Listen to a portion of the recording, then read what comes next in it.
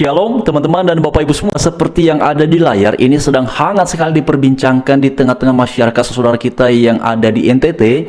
Perihal ini seperti yang ada di layar, saya coba bacakan dulu ya teman-teman, seperti yang ada di sini. Presidium KAHMI Ende Samsudin Hasan sebut umat muslim kurang nyaman kalau daging babi dijual di pasar Potulando. Lalu kemudian juga di sini MUIND NTT tolak penjualan daging babi. Ini diposting oleh Kristen Protestan, dan mari sama-sama kita dengarkan dulu ya Bapak Ibu sekalian. Hari ini bersama ormas Islam lainnya yang dipimpin oleh Majelis Ulama Indonesia di pertemuan bersama OPD, ini terkait dengan isu yang lagi berkembang di media sosial yang lumayan ramai, yang menyita perhatian banyak orang, dan terjadi perdebatan yang menurut kami sudah tidak relevan dengan niatnya Bupati pada katanya tidak relevan ya. Hari ini kami ketemu langsung Bupati dan beliau menyampaikan. Jadi ini pertemuan dengan Bupati ya teman-teman. Beliau untuk merelokasi pedagang daging. Jadi tujuannya untuk merelokasi pedagang ya. Pada prinsipnya kami dari Korpus Alumni Himpunan Mahasiswa Islam menyetujui relokasi pedagang babi disentralkan di satu tempat, sehingga pedagang-pedagang babi saudara-saudara kita yang berjualan babi di pinggir jalan itu disentralisasikan di satu tempat. Rencana Bupati ke pasar Potulando, hadirnya kami ormas Islam itu untuk berdiskusi. Sebaiknya jangan di situ, karena lokasi pasar Potulando yang pasar heterogen untuk semua orang bisa akses. Kami umat Islam merasa kurang nyaman kalau ada penjualan daging babi di pasar Potulando. Jadi poinnya kurang nyaman teman-teman ya. Kami berpendapat sebaiknya pasar daging itu bisa, salah satu pendapat yang berkembang di ruang rapat itu mungkin bisa didorong ke Dinas Pertanian Kabupaten Ende.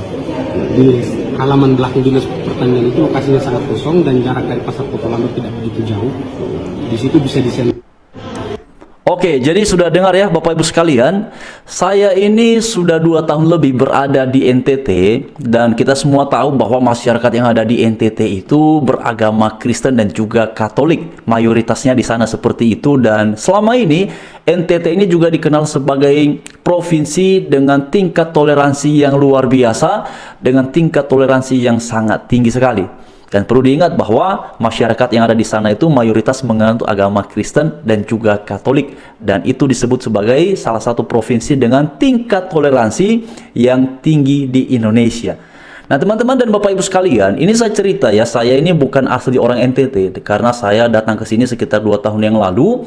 Dan di sini itu belum pernah saya lihat, belum pernah saya temukan ada masyarakat yang beragama Kristen yang menyibukkan diri untuk mengurusi perihal aktivitas yang berkaitan dengan umat lain atau yang berkaitan dengan agama lain. Di sini mayoritas masyarakatnya yang beragama Kristen maupun Katolik seringkali saya lihat lebih sibuk untuk bekerja di kebun atau yang bekerja di kantor, yang bekerja kantoran. Kalau kemudian ada kegiatan-kegiatan bersama, ya semuanya fokus pada kegiatan bersama. Tidak ada kemudian narasi-narasi, oh ini kan bukan seiman, bukan seagama dengan saya.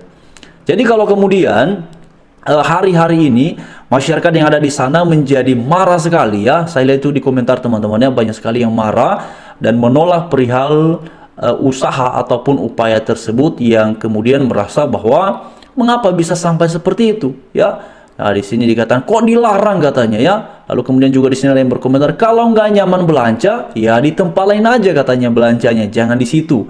Lalu kemudian Bapak Ibu sekalian ya, di sini tuh komentarnya banyak sekali yang pada dasarnya menyatakan penolakan ataupun tidak setuju ya. Bahkan di sini oke, sebentar teman-teman ya, tadi ada satu ya. Tradisi di NTT mulai bergeser. Mengapa terjadi? Oke ya. Selama ini tidak ada keluhan tentang ini katanya. Sahabat yang baik hati, niatmu sampaikan ke DPR dan jangan saudara viralkan diri sendiri di medsos katanya. Seolah-olah Anda adalah pahlawan bagi sahabat yang lain.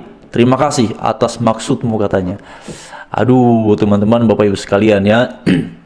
Memang benar, saya selama 2 tahun terakhir ini di NTT, jadi di sana itu teman-teman Bapak Ibu sekalian, kalau di jalan-jalan itu ya, ada masyarakat memang yang mungkin profesinya adalah berjualan Lalu kemudian seperti kalau kita lewat di jalan tertentu ya, tiba-tiba di situ ada yang berjualan daging babi. Lalu kalau lurus lagi ke sana, tiba-tiba di situ ada yang berjualan daging babi.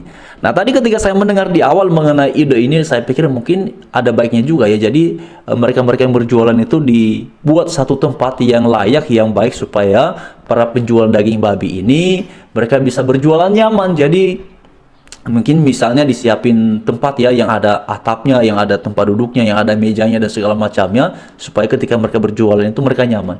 Tapi kan muncul kemudian narasinya, karena kami kurang nyaman katanya. Aduh, Bapak Ibu ya.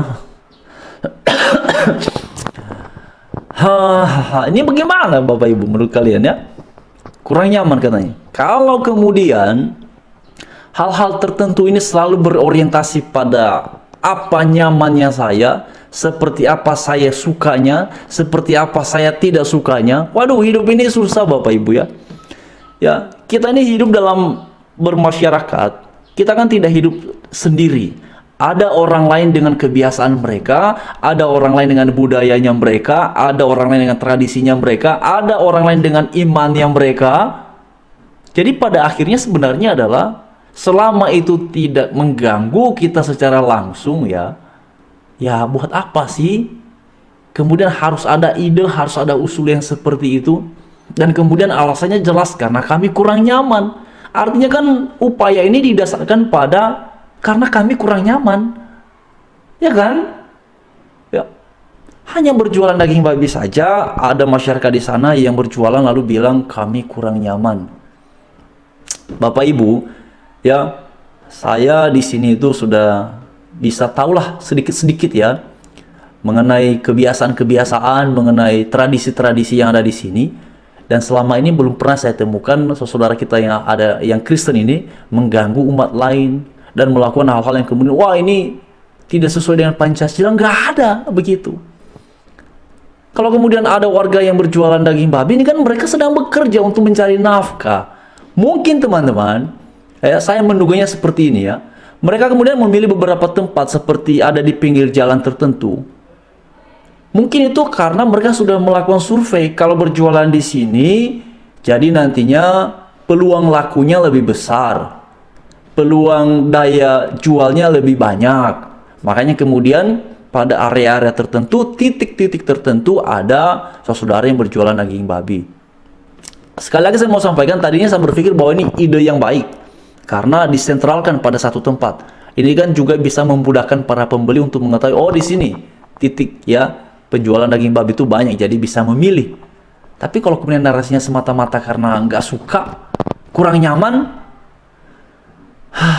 sampai kapan? Kalau bicara nyaman tidak nyaman ini Bapak Ibu ya tidak akan ada habisnya. Kalau ide-ide regulasi-regulasi disuarakan ataupun kemudian upaya-upaya misalnya relokasi, penertiban dan segala macam yang didasarkan pada perasaan nyaman tidak nyaman, itu tidak akan ada habisnya.